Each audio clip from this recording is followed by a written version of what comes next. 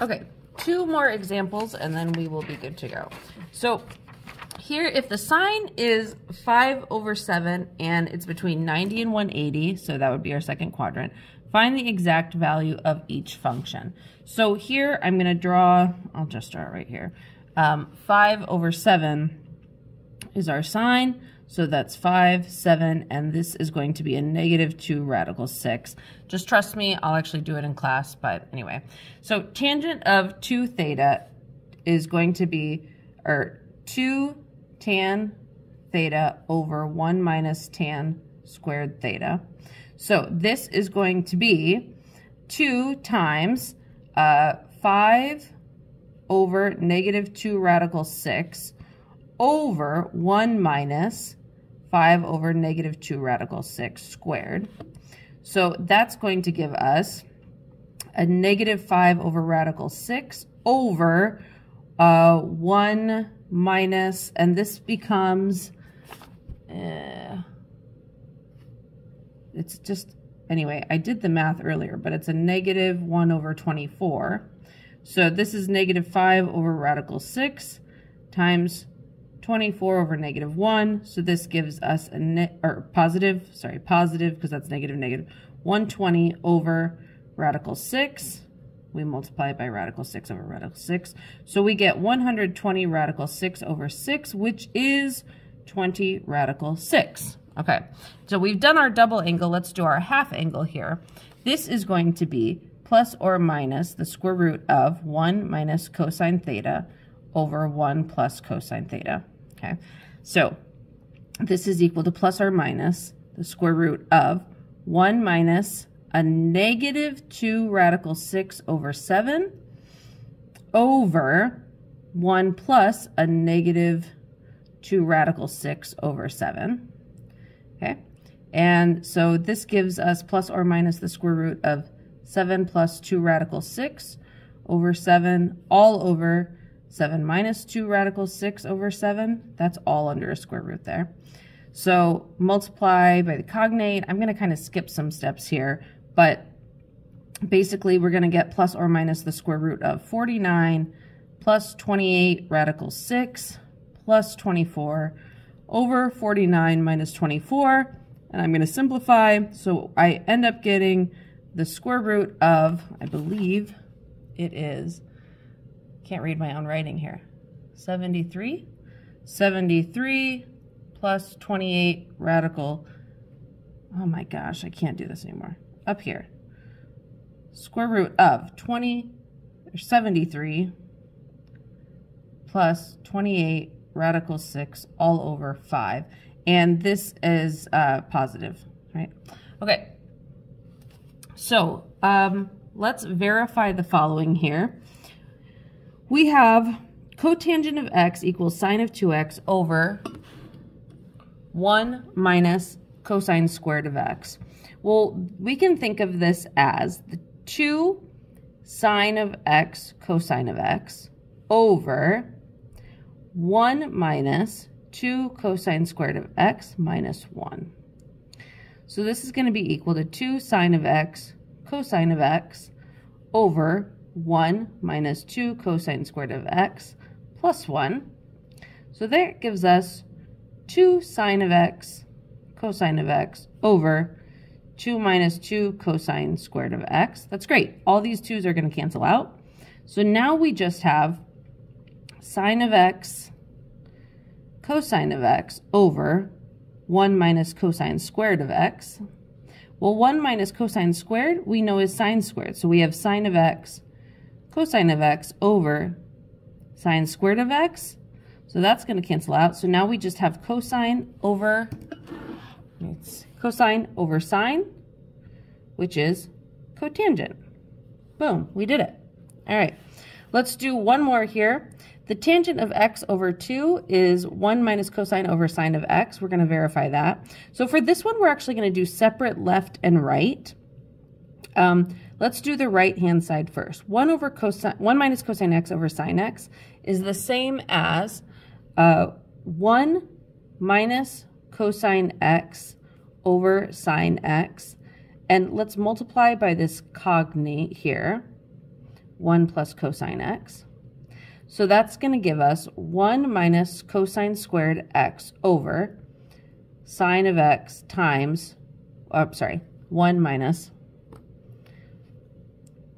1 plus cosine of x.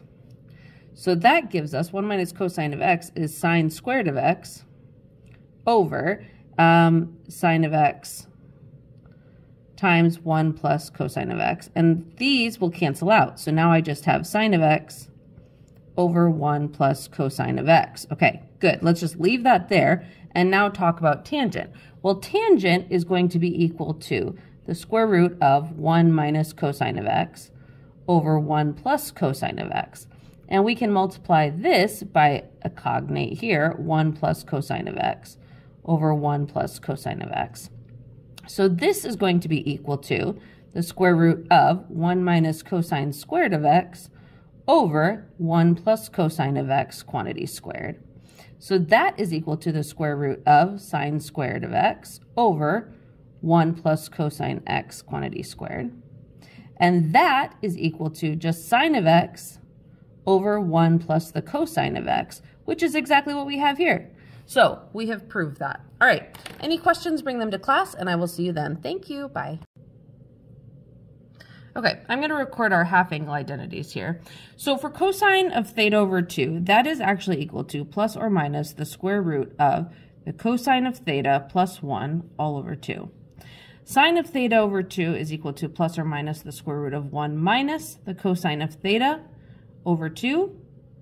And tangent of theta over 2 is equal to plus or minus the square root of 1 minus cosine theta over 1 plus cosine theta. All right? And you can see with our sine, cosine, and tangent how those would kind of, cosine and sine would derive together to make the tangent. So let's actually find the value of each of these. We're given the sine of 20, this is 22.5, not 225, 22.5. Well, we can think of that as the sine of 45 over 2, right? So this is going to be equal to plus or minus the square root of 1 minus the cosine of 45 over 2. So that's plus or minus 1 minus, we know the cosine of 45 is radical 2 over 2, and that's all over 2 still. So this is going to be plus or minus the square root of 2 minus radical 2 over 2, all over 2, so it's like multiplying by 1/2. So we get plus or minus the square root of 2 minus radical 2 over 4. And then since this is 22.5, or we actually need to think of it as our original angle, not the 22.5, but the 45. But since that's in the first quadrant, we know that cosine is positive. So this is going to be a positive 2 minus radical 2 over 4. All right. Let's do cosine of 7 pi over 8. Well, we can think of that as the cosine of 7 pi over 8 all over 2, all right? And this would be in our second quadrant, just as a note there. So this is going to be plus or minus the square root of 1 plus the cosine of 7 pi over 4 over 2, right? Remember, I should have put a 4 here, but I put an 8. And then this is going to be plus or minus the square root of 1 plus cosine of, this is still going to be radical 2 over 2. Pause. Hi, pre-calculus. Today we're going to be talking about double and half angle identities. So we'll just start here with sine of 2 theta. We can think of that as the sine of theta plus theta, right? I don't know, my pen is not writing very well. So if we think of it as sine of theta plus sine of theta, we know from our previous sum and difference identities that this is the equivalent of sine theta, cosine theta, plus sine theta, cosine theta. So this is actually just going to be equal to 2 sine theta, cosine theta, okay? For cosine 2 theta, we can think of that as the cosine of theta plus theta. So that's going to be, we know from our previous sum identity is that this would be cosine theta minus sine theta, So that is going to be equal to cosine squared theta minus sine squared theta, which we can actually, if we want to, I mean, this works. This is fine, what we have here, but it's also equal to 2 cosine squared theta minus 1 or 1 minus 2 sine squared theta, right? Because we're using, if we're substituting in like sine for cosine or cosine for sine, that's how that works. Good. So for sine of 2 theta, this is equal to the, or sorry, I meant tangent. Tangent of theta plus theta, which is equal to tangent of theta plus tangent of theta over 1 minus the tangent of theta times the tangent of theta. So that's going to be equal to 2 tangent of theta over 1 minus tan squared theta. Okay, so now that we have our double angle identities, we can actually apply these. All right, here we are given if cosine theta is radical 5 over 5 and 0 is less than theta is less than 90, find the exact value of each function.